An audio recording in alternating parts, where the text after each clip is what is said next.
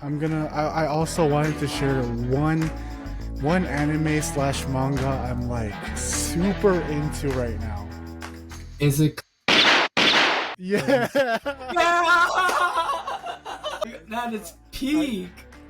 If you're not onto this, you're missing out big time. You're missing out big time. はい。ラングエージごちゃミックス人生、皆さんこんにちは、マイクです。今日はゲストの時にもう絶対やるって決めたことなんですけど、英語縛り会。頑張って英語縛りするんですけど、もちろん僕らも日本語が喋れる以上、日本語が出てくるところもあると思うし、お互い喋るときは基本的に日本語なんで、やっぱりちょっと最初は変な感じになるかもしれないんですけど、徐々に慣れていければなと思うのと、今回もゲストの、Takumiに来てもらってます。前回と、前編後編みたいな感じで、今回もTakumiに来てもらってます。One of my favorite, I don't even know how to say this in English, but 後輩, you know what I mean? My kohais. One of my favorite kohais, Takumi. In this episode, we'll try to focus on speaking in English. Before we get started, I'll introduce Takumi to you guys. We went to the same school for at least 12 years, but, you know, I'm class of 2020. Takumi's class of 2021. So he's 1 year younger than me. And he's currently living in Canada for uni. I'll just quickly ask Takumi to quickly introduce him to you guys. Hey guys, so my name is Takumi. I'm currently in my 4th year at University of British Columbia, majoring in computer science. I guess that's all for now. Okay, yeah. So without further ado, let's get into it. Let's go.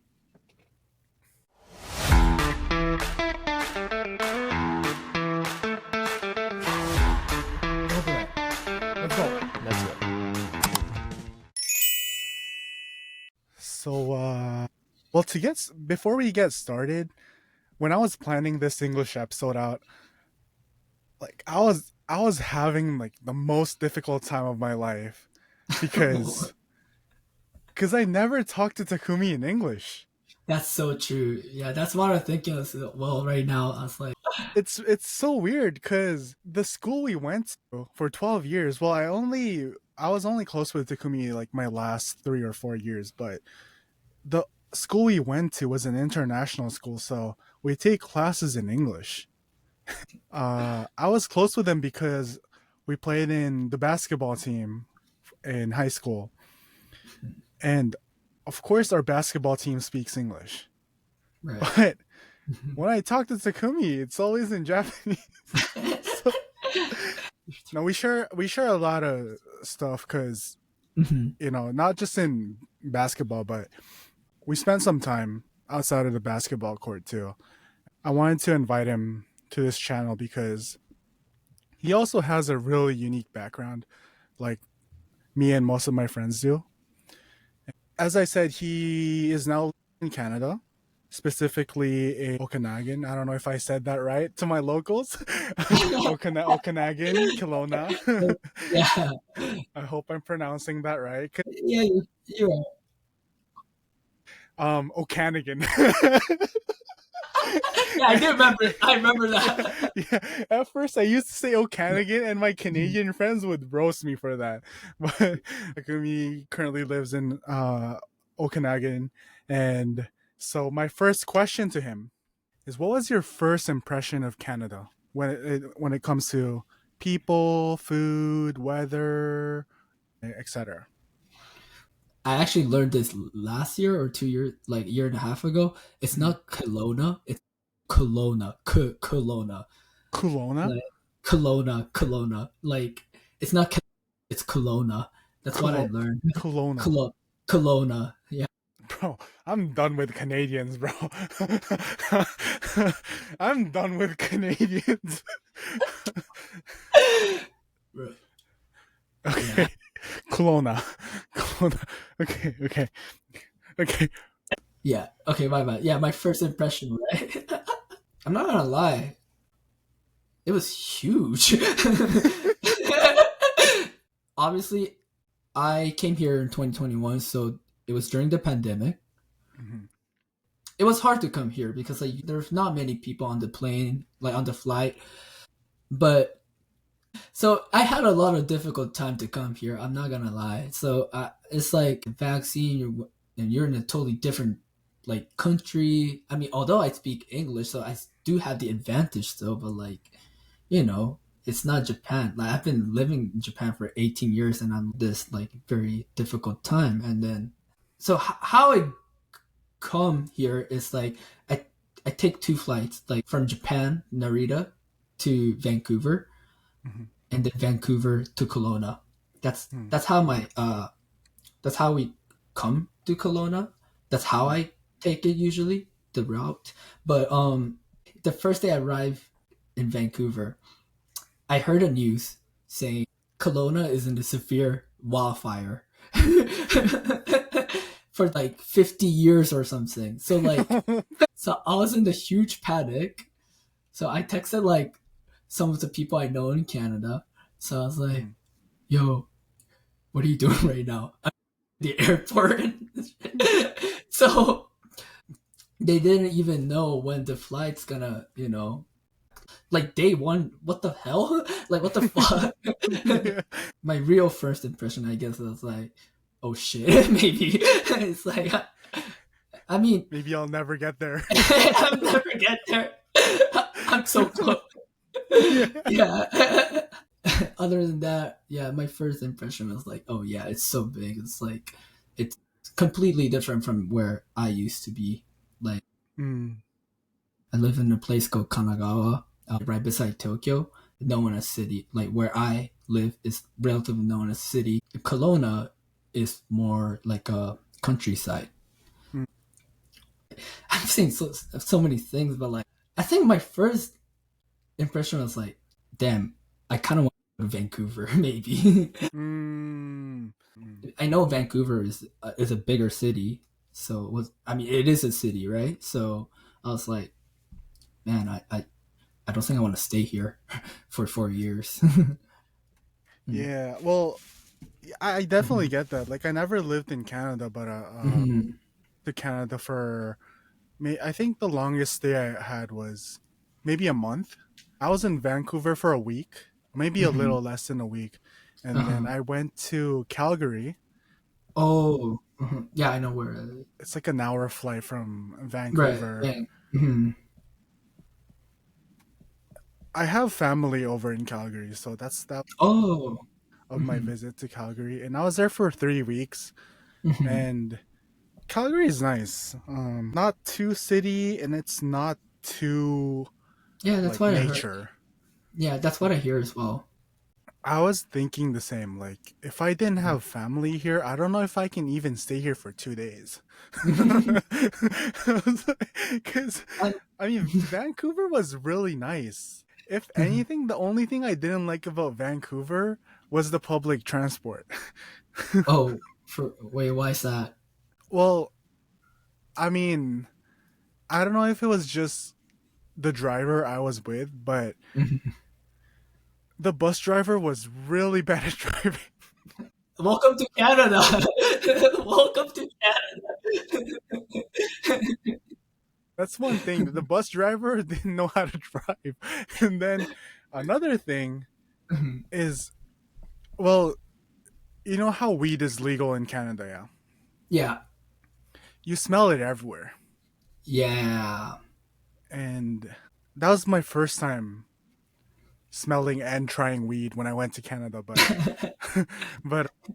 I just never liked it. I just never liked how he smells. Same. Smelling that in public transport too. Man, I was Oh, just sick of it. Like, I got dizzy as hell, so I had to get off a station maybe 2 or 3 stops before our actual destination. So I just that's something I didn't really enjoy about Vancouver, but I did love Richmond Night Market. You know, I've never been there yet. I've never been Really? there yet. Yeah, I've heard it's Richmond? like No, no. Richmond Night Market. It's really expensive, but Yeah, that's what I'm hearing. So like, it's overpriced. But if you're going for like one night or two, it's mhm, definitely worth. I love the food there.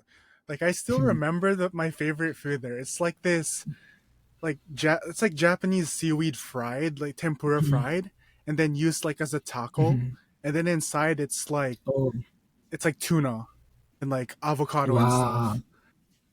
Oh Bro, wow. this is it. I had like 4 of those. Yeah. But, yeah, I still remember Richmond Night Market. There's a lot of tourist spots in Vancouver, obviously, but Right.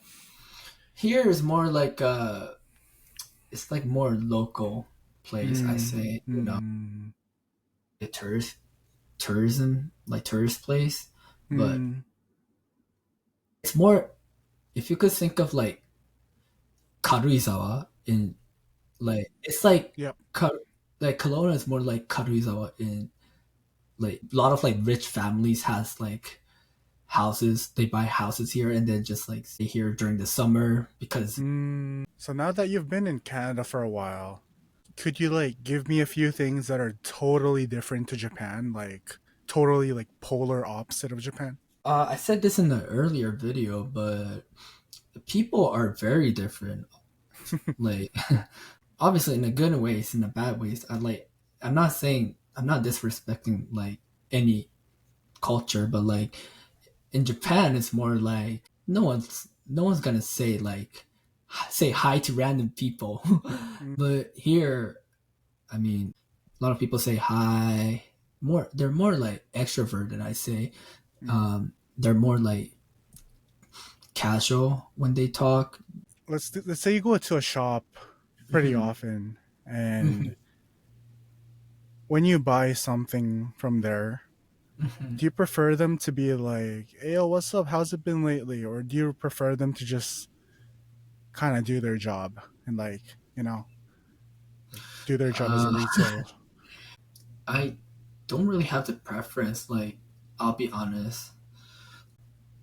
No, I really don't have a preference. Like, because I know the culture here is like that, so like I just have to adapt into it, right? So nothing bothers me. Like, I don't get like, "Hi, how's your day been?" or something. Like, obviously they won't ask like personal stuff. Oh yeah. It's like, what you eat for breakfast? So well, yeah, I think it's because of, you know, it just depends on our personalities, yeah. But me personally, I'm pretty extroverted, so I do prefer like that Western culture, being friendly with each other and Right. kind of like, you know, how, yeah. So you said how Japan, we just mind our own business and we do what we need to. Yeah. And most of the times we don't do anything extra.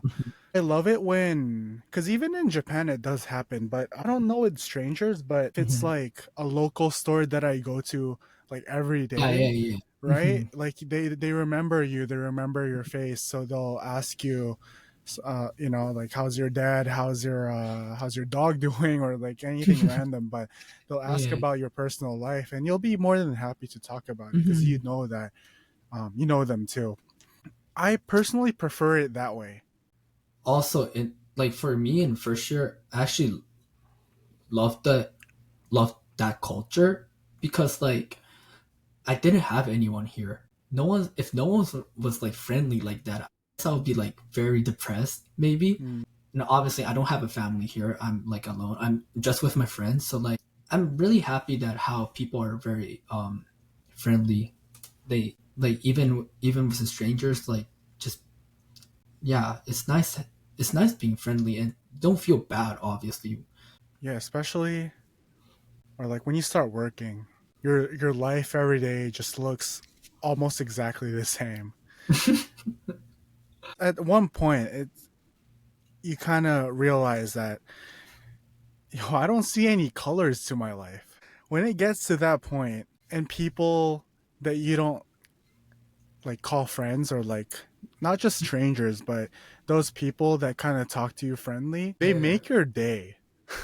Like for me, when I have this favorite karage place I go to, sometimes I only go there maybe once a month or so, but every time I go there, and if it's the same person, she always adds an extra karage to my plate. And so and she gives me a little message like just one I Really? added one extra for you. Thank you, Sweet. Ryu, or something like That's that. so sweet. So I'm like, That's every like happens, I'm just ah. that's like very rare case in Japan, isn't it? Too like. Yeah, it doesn't happen. Mhm. Mhm. I have this theory I wanted to share with you. Yeah, yeah, yeah. And it's to do with us Japanese people. Okay. You know how we're surrounded by ocean and like we're not attached to a single country directly. Right. Hmm. I feel like for nations like Japan, no matter where we go, where in the world we go, or like how hard it is, always find a way to find another Japanese. I feel like we have this special connection with one another that like we meet like when we meet in another country, we're like, holy shit, you're Japanese. And like even though if we like met each other in Japan with like we wouldn't even give a shit. But like if we meet in another country and it's like holy fuck. Like Japanese have like the strongest connections when it comes to meeting Yeah. in a foreign country. I, I I think so. I think so. I had that moment as well. Like I had this like me and my friend were just walking on the campus. It was like still the first week of school. I haven't met any Japanese people yet. Hmm. And then my first year. My friend, he's like Filipino Canadian Mhm. like person, so like more like Western kind of. He's Filipino affinity wise, but like he's more like Western Mhm. mindset. But so he randomly just like talked to like this Asian looking girl and say, "Yo, your hair looks nice," and she said, "Whoa, thank you." And then 2 seconds later, I heard Japanese from her. It's like, "Yo, you're Japanese." It's a special feeling when you meet a Japanese Yeah. somewhere in a foreign country. Yeah, we're just bonded different. So I guess that's true anywhere. Like I just felt that in Hawaii and the mainland when it happened to me. But I Mhm. guess that works anywhere. My next question is Right. because I was also an international student in Hawaii. Mhm. You know how we go back and forth with Japan during long breaks like summer break? Mhm. Does it ever confuse your brain or like with the language that revolves around you, or do you like ever feel like, because for me I'm kind of sensitive in that sense. When I come back to Japan, I'm just a little bit, not like anything that affects me, but I'm a little bit insecure with my English. But with the States, I'm kind of insecure with my Japanese. So like that kind of stuff happen to you at all? Yeah, it does. Like, I'm not gonna lie. So this happened in my first year, and so I went back to Japan in December. So during the winter break, yeah, so I was on a flight, and I need to do the custom thing. Like, I need to write like the paper on the Oh yeah, custom. yeah, yeah, yeah. Right. During the COVID, they make you write more stuff. Like, just not just custom. It was like some kind of documents. I don't even remember what Hmm. it was. Yep. I tried to write my name in kanji, but I lost. Like, I completely forgot. I was like, shit, how do I write my name in kanji? And I was like, oh shit, yeah. I mean, that was just my episode being very retarded, but but I think it's much more simpler. Mhm. Like, well, I definitely think it's something more like in my head rather than it's like a Mhm. mental thing, I feel like. Oh, But mhm, like if I'm in Japan for a really long time and then I go to the States, I'm kind mhm. of shy to speak English because I'm thinking, I've been speaking Japanese for a while, but not so much English. So I'm like, is my English kind of weird? Like I might Mhm. kind of feel insecure about Oh, that. oh yeah. But that Mhm, happens to me like vice versa. So like if I'm mhm. in the States for a really long time and then I go back to Japan, I'm like, is my Japanese okay? But with the Yeah. writing bit, I didn't write my name, but like like I did forget how to write my address once. Oh. We do experience that, but now because I've been living here for like maybe more than a year, so Mhm. I'm starting to get more used to the Japanese Yeah. language. But I'm trying my best not to get rusty with English too. Hmm. No, it do get rusty pretty quick. Like, It does. So my next question is like it's completely different to the previous one. You had your friends from Canada visit you in Japan a couple of weeks ago, yeah. You guys were uh, having fun in Osaka, Kyoto area, yeah. right. In that occasion, when your friends come from another country to Japan and you're kind of the one welcoming them in, Hmm. where do you like to take your guests to? So when we're in Osaka and Kyoto, we just went to like a well-known tourist place. Mm-hmm. When we went back to Tokyo, actually, when we went to Yokohama, Mm-hmm. like local, for example, like my favorite local ramen place, Mm-hmm. like not like Ichiran and those franchise Mm-hmm. chain store, but like, I've took it to like these local ramen places, and my friend said he wanted to go. They wanted to go to the aquarium. Mm-hmm. I took it to the Hakkejima Paradise. It's right by my house. Hmm. Yeah, I mean, I don't know if that answered your question, but like, yeah, that's how our trip went. And so like wherever I know, it's like I just take the local places, and then for like Osaka and Kyoto, we just went to like a lot of tourist area. Mhm. Hmm. I don't do good with crowded places, so I Yes, honestly yeah, I don't really enjoy those places, but I'll just bear with them if it's with my friends. yeah, And right, then right. I do exactly the same with local places. When Mhm. to Tokyo, Yokohama area, I'm more familiar with, so I'll definitely take them to less crowded local places Right. rather than lining up for 2 hours for Ichiran, Yeah, or right, one right. more than an hour for Ichiran is not really my thing. So I would Yeah, not definitely my do the thing. same. I have a question that's kind of related to that, and this is it's kind of a social issue, so it's a little bit of a serious topic compared to the previous questions. But I was thinking the other day, because you know how it's been a common issue around Japan because we're such a popular tourist destination lately, but a lot of tourists have been acting really like out of their minds recently. Like Yeah. like watching the news, I see people carving their names on temples, like Mm. damaging vending machines, and like what's worse is that the worst possible ones decide to post it on social media. It's like, for me, it just hurts me to like see Mhm. people do that, because it's like common sense. Mhm. And it's like the first step of common sense that you shouldn't behave that way.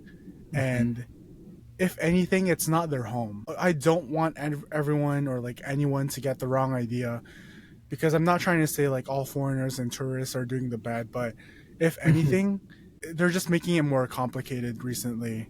So No, I do think the exact same thing. Like I can't believe how people would just like ruin our country like that, right? If we do that in your yeah, country, exactly. taking that as a joke, or Hmm. a lot of people make think that's funny, and they do post it, like for example on on the Twitter, on social media, and Hmm. they make a meme and everything. It's like it's not funny. Like at least like I would love to see them to like to respect our country. You can't do whatever you want to do because you're the guest. Like you guys are the guest. At the end, you guys are just a guest who are coming to Japan. Okay, let's go back to the fun stuff. um, this is something really cool. that I really wanted to share to everyone about with Takumi. I know you're a big anime slash manga lover, and I really wanted to share this about you because it's really cool and it's really unusual to have a friend that's been a part of or like has even had a taste of the VA industry. So you took a semester or two going to voice acting school in Japan. Yeah, So I yeah, wanted to ask you how that experience was. yeah. I did take a 1 year of gap year after my Mhm. second year of university. As you said earlier, I always had I love anime and always had like one of this dream somewhere in my mind becoming a voice actor. But it was completely different experience for me.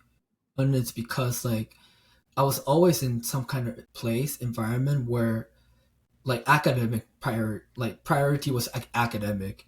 I know like international schools we have much more freedom, but like I mean our aim was to go to the university, right? So like not like a not like those entertainment industry like voice acting or like Yep. or acting or anything. So even uni, like I go there to study basically. So yeah, it was a completely different experience for me because it was my first time in my life that I was out of like a year out of academics. I didn't study. I mean, I did study about acting and stuff, but like completely different thing. I was the only one who had this like one of those global background behind, international background behind, because everyone was like from Japanese like school. They went to like Japanese school. They went to Japanese they all went to Japanese school. So like I was like the only one who speak fluent English, have like connection with these a lot of connection with international people, and I have like totally different mindset compared to those people. So like it was a very different thing for me to stand there to be there for a year. I think I was able to like adapt that quickly because that's I think we're good at those kind of stuff. Mhm. Like if we like had the experience of going abroad and coming back here. So what I did there was like we had two classes, so one on Tuesday and one on Thursday every week. And it's only like a 3 hour course, which is very short amount of time. Uh, their their way of like having the school is like, oh, you practice by yourself what you did over those days, and then they'll give you a feedback. It was more like those kind of stuff. Everyone had like these like acting experience because a lot of people went to the acting school, the voice acting school. The where I went was the university of the voice acting school. So like people go to like this voice specialized school, and then they go to the like, voice academy, acting school, Mm. and then they take the audition, and then they get hired by its company. So this voice acting school is run by the voice acting agency there. So like the Right. company, obviously, like I have no experience like at acting. So whereas everyone else had it, so like I was so behind. The only good thing I did well was like speaking in English because like that's what I can do only, and that not everyone could do it. And then I figured out it's like I don't really need to be good well, eventually I have to, but at this point, I th- I thought I changed my mind. Like at one point, I was Mm. like, there's no way I'm gonna like catch up and like be at their level on my acting skills. I've only been there like a year, right?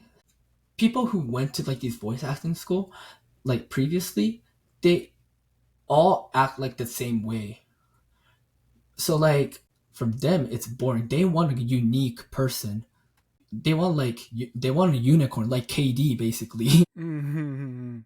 They want those kind of people. So, okay, in the audition, you have to like make your own script, and then you have to like yeah, you have to make your own script and present that in front of them. So I changed everything. I intentionally spoke Japanese like a typical foreigner. There's like 3 sections. One is like introducing yourself.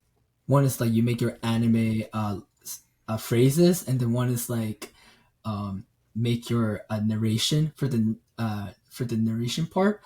What I did was that I literally just copy and paste what from the NBA when Steph made the last minute shot, the last second shot against the OKC. Like I literally just copy and paste, and I presented that. But instead of saying Steph Curry, I say Rui Hachimura because like they don't know Steph, and so I just say they do have a timeout. Decide not to use this. Steph Curry way downtown. Bang, bang. Oh, what a shot from Curry with 0.6 of a second remaining.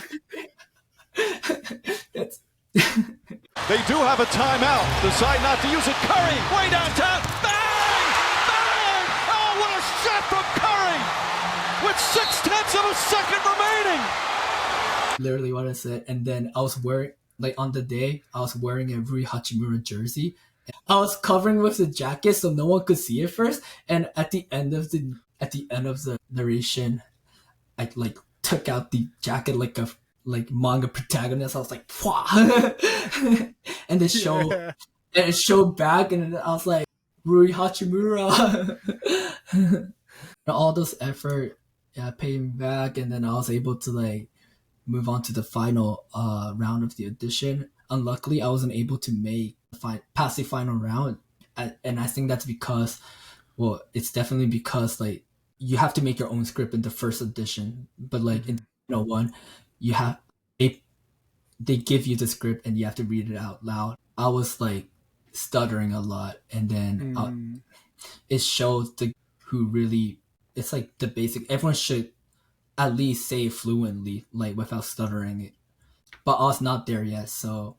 And they actually told me, it's like, yeah, you have a really good like character, you have a really good personalities and everything. It's just your skills not there yet. So if you want to challenge it again, they literally told me like, oh, please contact us again. We want you, but you need to improve your skills in katsuzetsu and so like reading fluently and everything.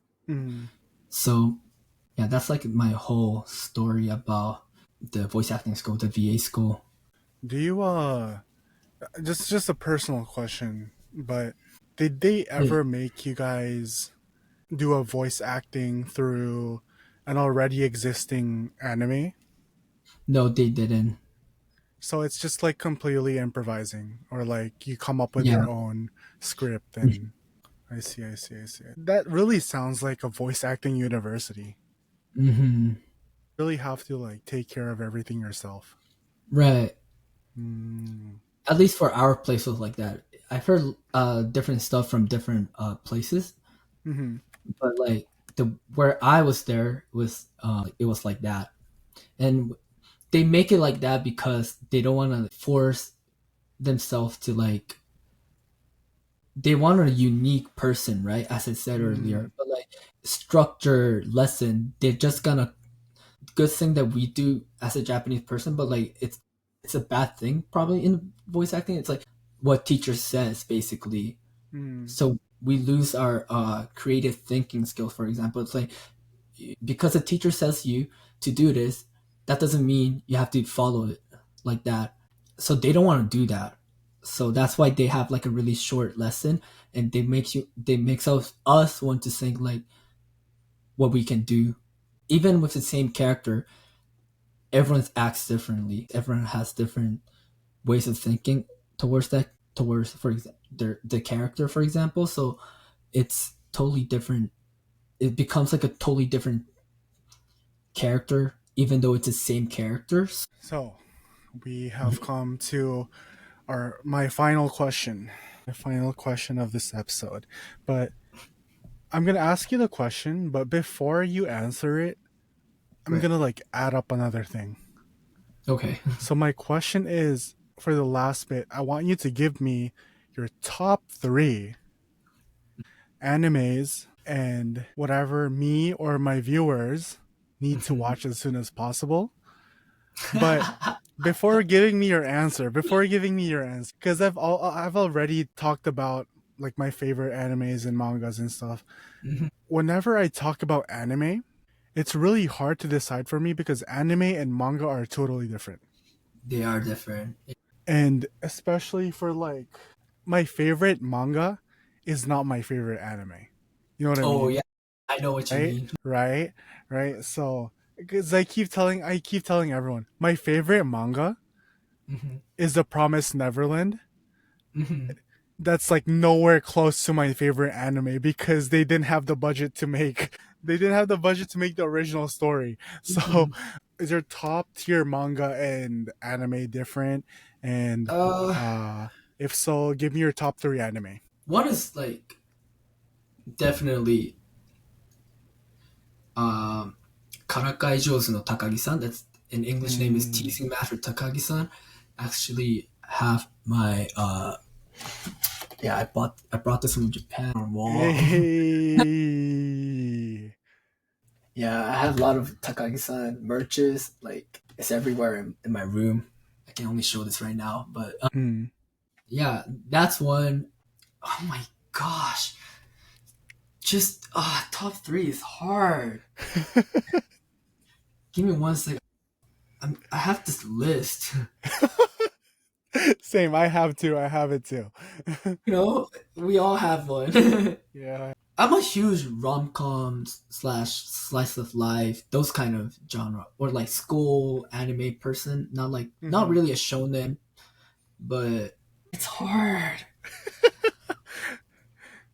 I guess I have to pick Love Life for my second one, I guess. Love Life is one of my favorites. Well, and Love Life doesn't have a manga. And just to let everyone know, but oh my gosh, the third one, I don't know. There's way too many. And I can't decide, but like, if I have to decide one, I say I'm a huge like rom-com slice of life people, but like, guess I have to pick Dragon Ball. Dragon Ball is like it's like one of my, it's like your One Piece was like my Dragon Ball basically. Right. Did you watch One Piece or Naruto? No, I was only watching Dragon Ball when I was only young. Dragon Ball. Nice. And speaking of your favorite manga, your favorite anime, it's a little bit different. I said my favorite manga, favorite anime is Teasing Master Takagi-san, but I hated the ending. I mean, I didn't hate it. It wasn't great. It's not what I expected. It's not what I expected. It was like, yeah, it's fine, but like it wasn't great. And they released the last episode was a movie. Yeah, I think that's a better way of phrasing it. But the last episode was a movie, but like it was completely different from manga. They made it like their original episode. It's not because they didn't have budget or anything. It's just they just made it differently. Okay, right. So before we do wrap things up, I also wanted to share one anime / manga I'm like super into right now. You're into it? I started reading the manga a few years ago, but like the anime just started recently, so I was like, oh shit, yeah, I was reading this, so like I was kind of reminded. Wait, can I guess it? Yeah, sure. Is it Kaoru Hana? Yeah. Yes, sir. Oh my god, that is peak. No, I just searched the title up in English. I never knew this, but it's The Fragrant Flower Blooms with Dignity. If you're not onto this, you're missing out big time. So you better get into this. Yeah, but yeah, I've been saying this to people. You have to watch the anime and read the manga too. Exactly. So good. It's so good. From episode 1, it's so good. What? In episode 1, I was like, is this real? For my rom-com lovers, this is definitely for you. Go Yeah. check it out. Other than that, I think this is a great place to wrap things up. So, thank you so much to Takumi, especially for sharing your story. And I'm sure a lot of listeners who are interested in not just studying in Canada, but also like vice versa, students from Canada who might think of studying in Japan. I think it was a really meaningful episode for them. So, to our listeners, let us know what your first impression of a new country you ever visited, or also anime lists that we need to check out. And also, you have to check at least one of the animes we talked about today. That's a must. That's a must. As per usual, if you have any questions or stories you wanted to share or ask, shoot me a message on my email or slide into my DMs on Instagram.